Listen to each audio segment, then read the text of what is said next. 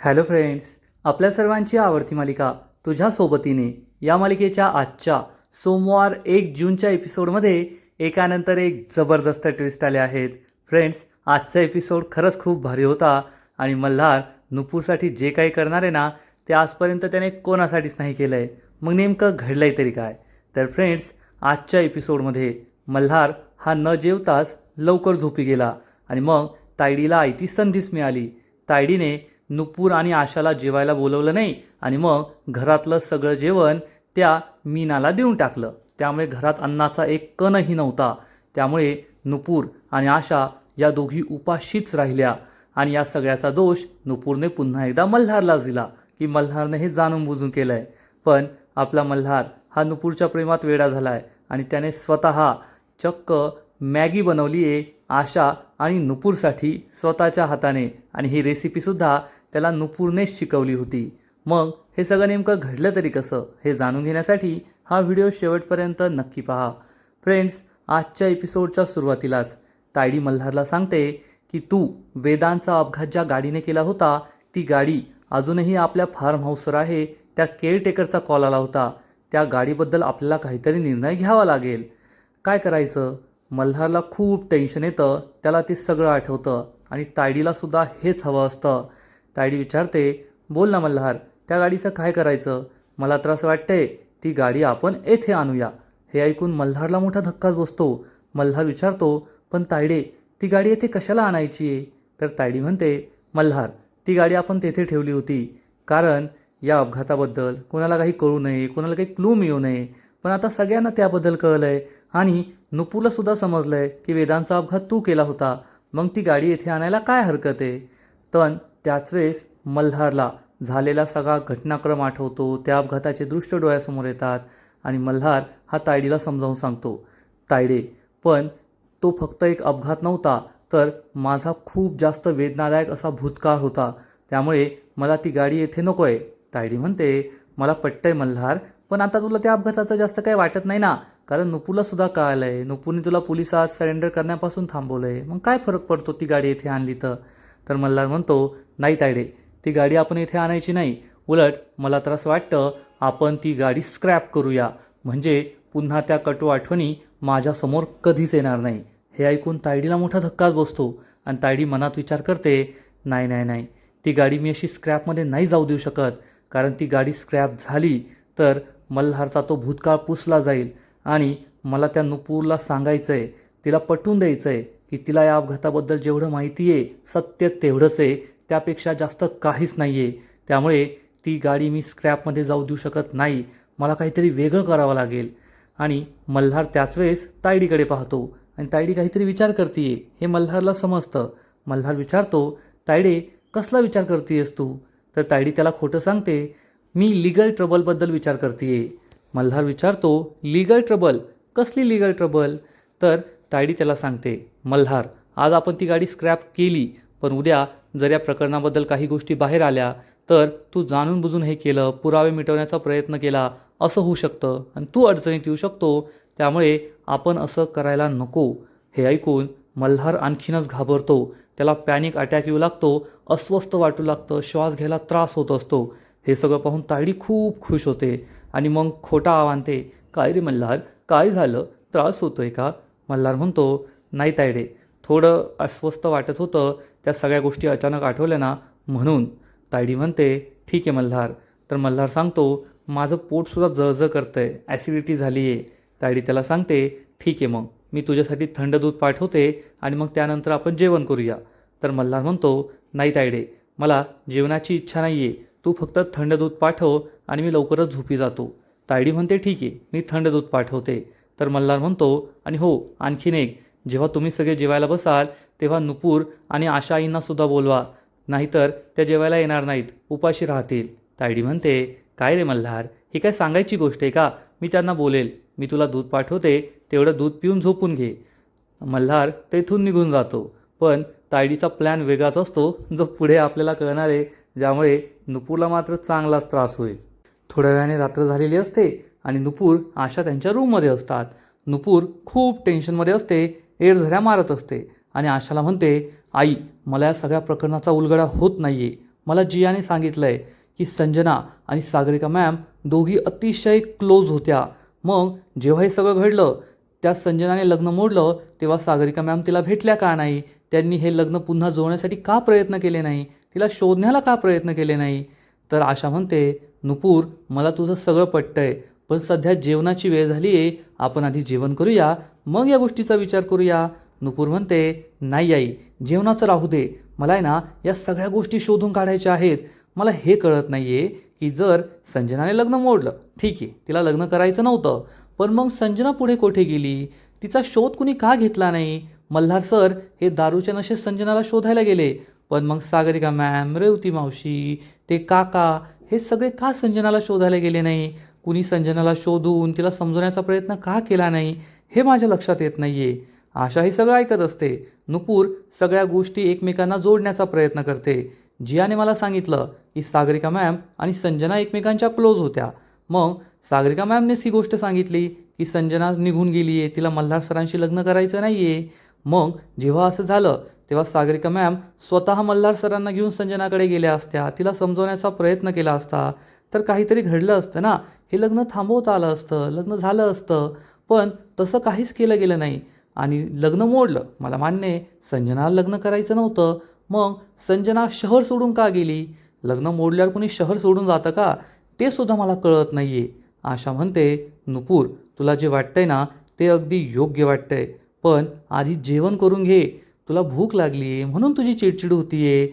तर नुपूर म्हणते, आई तुला खरं सांगू ना, किती वाजलेत पहा, इतक्या उशिरा आपल्याला कुणीही जेवायला बोलवणार नाही आहे. तर आशा म्हणते, नाही गं, असं नाही, सगळ्यांना जेवायला उशीर झाला असेल काही कारणाने, आता पहा कुणीतरी जेवायला बोलवेलं आपल्याला.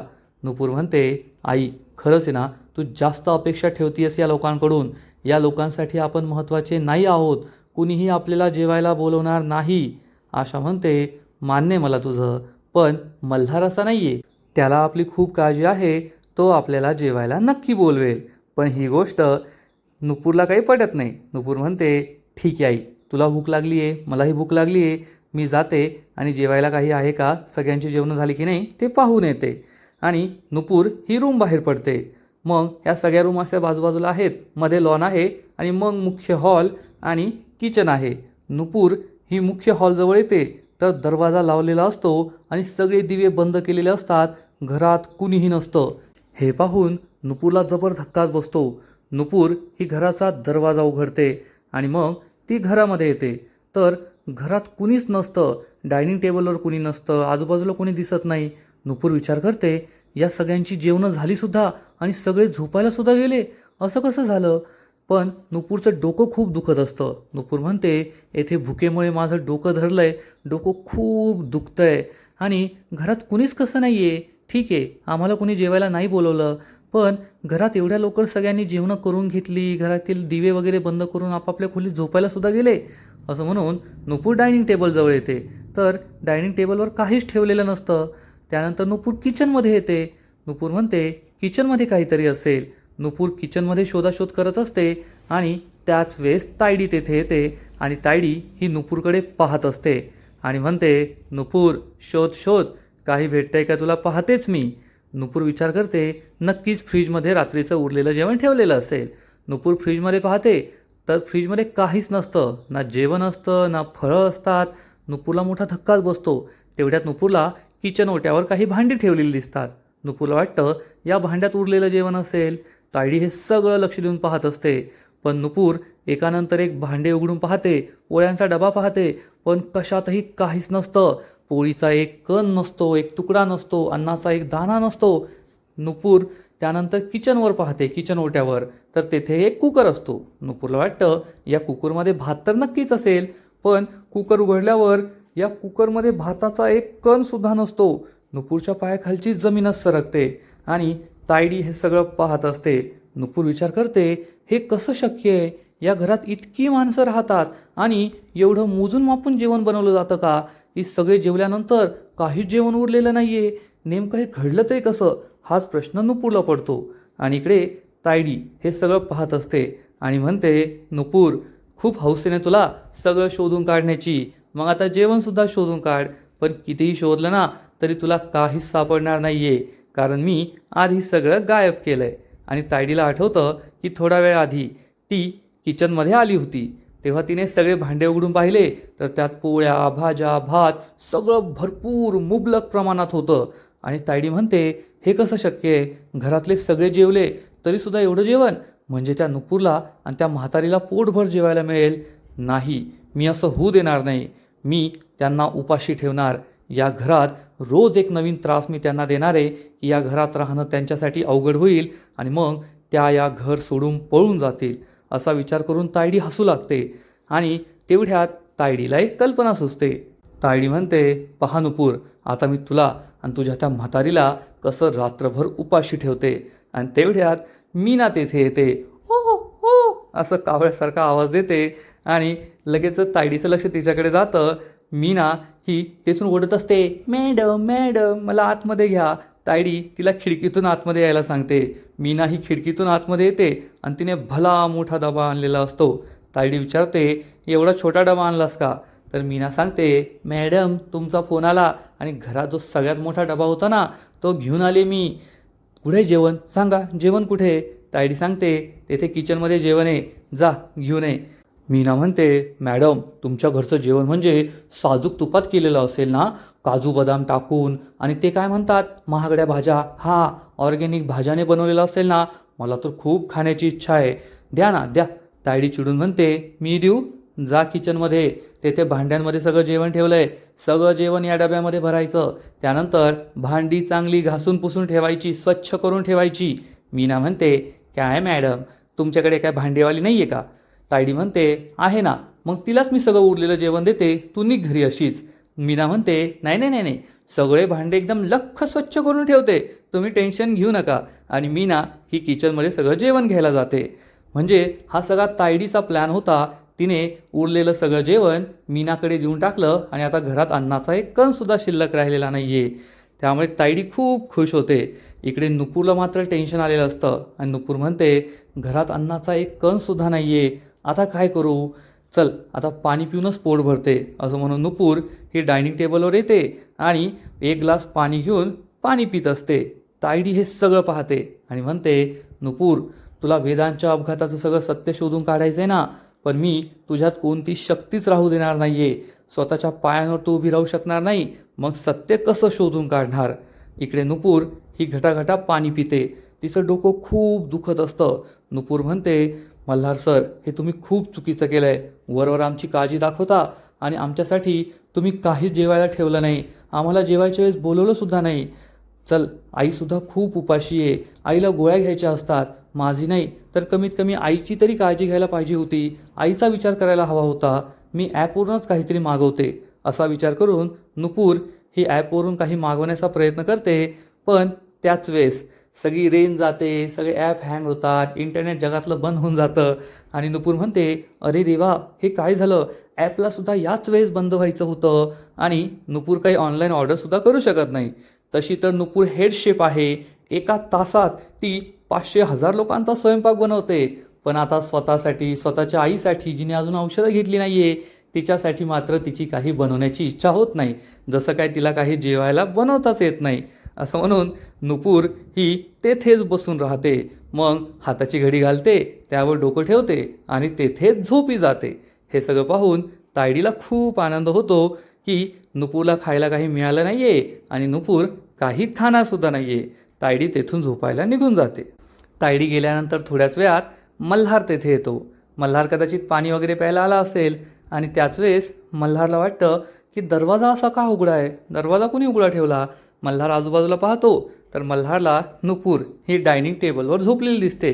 म्हणजे नुपूरला आशाची एवढ्या वेळ काही काळजी नव्हती. स्वतः पाणी पिली, झोपून गेली.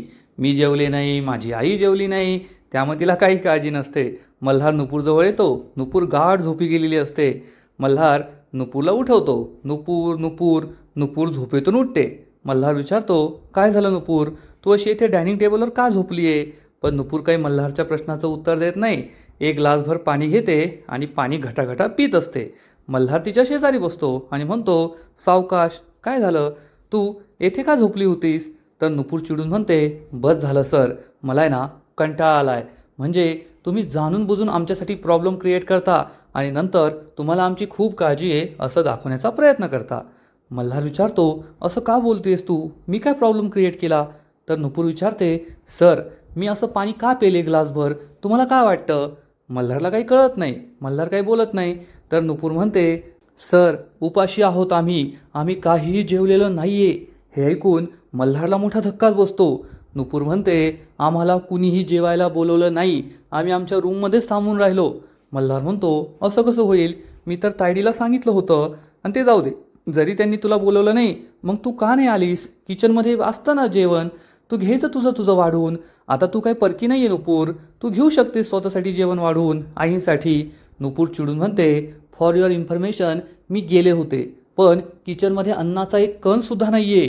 हे ऐकून तर मल्हारला मोठा धक्काच बसतो. नुपूर विचारते, सर एवढं मोठं घर तुमचं, एवढी माणसं घरात, आणि तुम्ही कसं मोजून मापून बनवता का की एवढंच लागणार आहे, एवढंच बनवायचं? असं कसं? अर्धी पोळी की थोडासा भात, काहीच उरलं नाही आहे घरात, सगळं साफसूफ चकाचक. मल्हार म्हणतो, नाही नुपूर, असं तर कधी होत नाही की जेवण उरलेलं नाही आहे. आज कसं झालं काय माहीत? नुपूर चिडून म्हणते, बस झालं मल्हार सर, आणि तुम्हाला आमची एवढी काळजी वाटतीये, मग तुम्ही आम्हाला जेवायच्या वेळेस का नाही बोलवलं? तुम्ही तर जेवण केलंच असेल ना. पण या घरात कोणाला आमची काही काळजी नाही आहे, कोणाला आमची पडली नाही आहे. आम्ही जेवलो काय, नाही जेवलो काय? मल्हारला वाईट वाटतं. मल्हार म्हणतो, ठीक आहे नुपूर, ते सगळं जाऊ दे, आपण ते नंतर बोलूया, आधी मी तुमच्या जेवणाची व्यवस्था करतो. असं म्हणून मल्हार काही ऑनलाईन ऑर्डर करण्याचा प्रयत्न करतो. तर नुपूर चिडून म्हणते, बस झालं सर, मला तर असं वाटतंय हा सगळा तुमचा प्लॅन होता. म्हणजे आधी आम्हाला जेवण नाही मिळू द्यायचं, आणि आम्हाला जेवण नाही मिळालं की मग तुम्ही तुमचा मोठेपणा दाखवायचा की पहा मला तुमची किती काळजी आहे, मी तुमच्यासाठी जेवण ऑर्डर केलं, तुम्हाला खाऊ पिऊ घातलं. सर मला काही गरज नाही आहे तुमच्या जेवणाची. मल्हार म्हणतो, नुपूर तू चुकीचा विचार करतीये, पण आईचा विचार कर ना, आईंना सुद्धा काही मिळालं नाही, त्यासुद्धा उपाशी आहेत, त्यांना गोळ्या घ्यायच्या असतील. नुपूर चिडून म्हणते, ती माझी आई आहे ना, मी तिचा विचार करेल, तुम्ही करू नका. म्हणजे एवढ्या वेळेस नुपूरने आईचा काही विचार केला नाही. स्वतः पाणी पिली, पण आईला पाणी नेऊन दिलं नाही. स्वतःसाठी नाही, आईसाठी काही बनवावं असं तिला वाटलं नाही. आणि आता मल्हार काहीतरी मागवतोय, तर नुपूर काही नाही, फक्त रूममध्ये जाऊन बसणार आहे. म्हणजे फक्त बोलायचं, नुपूर दुसरं काही करत नाही. नुपूर ही रागारागाने आपल्या रूममध्ये जाऊन बसते. मल्हारला वाईट वाटतं. आशा विचारते, काय झालं नुपूर? विचारलं का सगळ्यांना जेवायला एवढा उशीर का झाला? तर नुपूर चिडून म्हणते, आई मी तुला म्हणाले होते ना, तू उगाचच सगळ्यांकडून अपेक्षा ठेवतीये. सगळ्यांची जेवणं झालीत, कुणीही आपल्याला जेवायला बोलवलेलं नाहीये, आणि किचनमध्ये तर अन्नाचा एक कणसुद्धा नाहीये. हे ऐकून आशाला मोठा धक्काच बसतो. आशा म्हणते, नाही ग नुपूर, असं कसं शक्य आहे? नुपूर म्हणते, आई मग मी काय खोटं बोलतेय का? जे झालं तेच खरं सांगतेय. मी गेले ना तर सगळे दिवे बंद होते, सगळ्यांची जेवणं आटपलेली होती. किचनमध्ये सगळ्या भांड्यात पाहिलं तर सगळी भांडी रिकामी होती, आणि आपल्याला कुणीही जेवायला बोलवलं नाही. त्या सगळ्या लोकांसाठी आपण या घरात अस्तित्वातच नाही आहोत, आपल्याला काहीच महत्त्व नाही आहे. मला हे बिलकुल आवडलेलं नाही आहे. तर आशा म्हणते, नुपूर मला बाकीच्यांचं माहीत नाही, पण आपला मल्हार तसा नाही आहे. नुपूर म्हणते, बस झालं आई, त्या मल्हार सरांचं कौतुक. मल्हार सरसुद्धा जेवले असतील ना, मग जेवायच्या वेळेस त्यांना आपली आठवण नाही आली का? माझं सोड, तुझी आठवण नाही आली का? तुला औषधं घ्यायची असतात, तुला वेळेवर जेवण हवं, एवढं सुद्धा त्यांच्या लक्षात आलं नाही का? नाहीतर आई आई करत मागे मागे फिरत असतात, आणि असं वागतं का कुणी? हे ऐकून आशाला सुद्धा वाईट वाटतं. आशा म्हणते, पण नुपूर मला नाही वाटत, काहीतरी गैरसमज झाला असेल. नुपूर म्हणते, काही गैरसमज झालेला नाही आहे, मी जे म्हणते ना तेच योग्य आहे. खरंच मला या लोकांचा खूप राग आला आहे, त्यांनी आपल्याला उपाशी ठेवलं आहे, माणुसकीला सोडून वागता येते. आणि इकडे मल्हार हा किचनमध्ये येतो. किचनमध्ये आल्यानंतर तो सुद्धा सगळी भांडी उचकून पाहतो, पण कशातच काही नसतं. मल्हार विचार करतो, असं कसं झालं की किचनमध्ये काहीच अन्न उरलेलं नाही आहे? जाऊ दे, मी ते नंतर पाहतो, पण आता नुपूरसाठी काहीतरी बनवतो. काय बनवायचं असं म्हणून मल्हार एक ड्रॉवर उघडून पाहतो, तर यात काही मॅगीची पॅकेट्स असतात. आणि मल्हारला आयडिया सुचते गरमागरम मॅगी बनवायची. आणि आता मल्हार एवढा मोठा बिझनेसमॅन, त्याला काही बनवता येत नाही, त्याला फक्त चव कळते. पण मल्हारला आठवतं, जेव्हा तो नुपूरच्या घरी साफसफाई करण्यासाठी गेला होता, तेव्हा नुपूरने त्याला मॅगी कशी बनवायची ते शिकवलं होतं. आणि मग मल्हार नुपूरने शिकवल्याप्रमाणे मॅगी बनवायला सुरुवात करतो. सगळ्यात आधी नुपूरने सांगितल्याप्रमाणे कढईत पाणी टाकतो, मग त्यात मॅगी टाकतो, मग त्यावरतून मसाला टाकतो. नुपूरने जसं सांगितलंय अगदी सगळी प्रोसेस तो तशी करतो आणि म्हणतो, नुपूर आज तुझ्याच रेसिपीप्रमाणे मी तुझ्यासाठी नूडल्स बनवतोय, तुला आवडतील नक्कीच. आणि मल्हार नुपूरसाठी प्रेमाने नूडल्स बनवतो. नुपूर मात्र इकडे तोंड फुगवून बसलेली असते आणि आजचा एपिसोड येथेच संपतो. फ्रेंड्स, तुझ्या सोबतीने या मालिकेचा आजचा एपिसोड खरंच खूप भारी होता, इंटरेस्टिंग होता. तायडीने नुपूरला उपाशी ठेवलं, पण तायडीपेक्षा नुपूर जास्त दोषी आहे. नुपूर जेवायची वेळ झाल्यावर का आली नाही घरी? माझ्या आईला औषधं लागतात, औषधं खायची असतात, वेळेवर जेवायचं असतं. तेव्हा नुपूर संजना तायडी करत बसली आणि मग ती स्वतःसुद्धा मॅगी करून घेऊ शकत होती.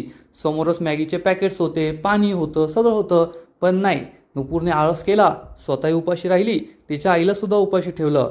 मग मल्हार मदत करायला गेला तर त्याला सुद्धा उलट बोलली.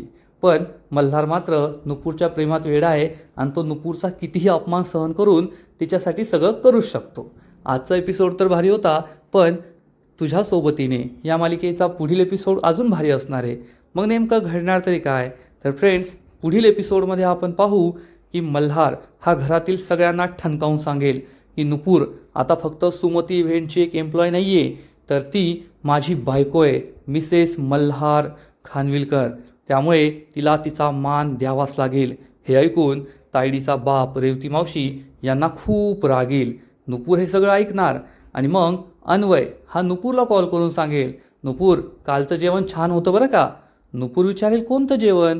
तर अन्वय सांगेल, अगं तेच जेवण जे काल मीना घेऊन आली तुमच्या घरून आणि मला तर म्हणाली की सागरिका मॅमने दिलं आहे, पण मला माहिती आहे त्या कसलं जेवण देत आहे. हे जेवण तूच दिलं ना, खरं की नाही? हे ऐकून नुपूरला जबर धक्काच बसेल. नुपूर ही अन्वयला काही बोलणार नाही, पण नंतर विचार करेल याचा अर्थ काल घरात जेवण नव्हतं, यामागे सागरिका मॅमचा प्लॅन होता. जेवण उरलेलं होतं, पण सागरिका मॅमने ते सगळं जेवण मीना वहिनीला देऊन टाकलं, त्यामुळे घरात काहीच राहिलं नाही. आम्हाला उपाशी ठेवण्याचा प्लॅन या सागरिका मॅमचा होता. मग सागरिका मॅम असं का करताय? मी संजना आणि वेदांच्या अपघाताचं सत्य शोधून काढण्याचा प्रयत्न करतेय, म्हणून ते आम्हाला त्रास देत आहे का? हे सत्य कोणाला कळू नये अशी त्यांची इच्छा आहे का? हा त्यांचा प्लॅन आहे का? मग त्यांचा प्लॅन नेमका आहे तरी काय? आणि जर मी सगळं सत्य शोधून काढलं तर त्यांना काय फरक पडणार आहे? हाच विचार नुपूर करत असते आणि ती बोलत असते मोठमोठ्याने. तेवढ्यात मल्हार तेथे येतो आणि हे सगळं ऐकतो. मग मल्हार नुपूरला याबद्दल विचारणार का की नुपूर तू येथे कशासाठी आली आहे? हे सगळं जाणून घेणं खूप इंटरेस्टिंग आहे. तर फ्रेंड्स, तुम्हाला सुद्धा तुझ्या सोबतीने ही मालिका आवडते का? नक्कीच कमेंट करून सांगा. आणि या मालिकेचे असेच नवीन नवीन एपिसोड, नवीन नवीन अपडेट सर्वात आधी पाहण्यासाठी व्हिडिओला लाईक करा, शेअर करा, चॅनलला सबस्क्राईब करून बेल आयकॉनवर क्लिक करा. म्हणजे या मालिकेचे नवीन नवीन एपिसोड तुम्हाला सर्वात आधी पाहायला मिळतील. खूप खूप खूप धन्यवाद.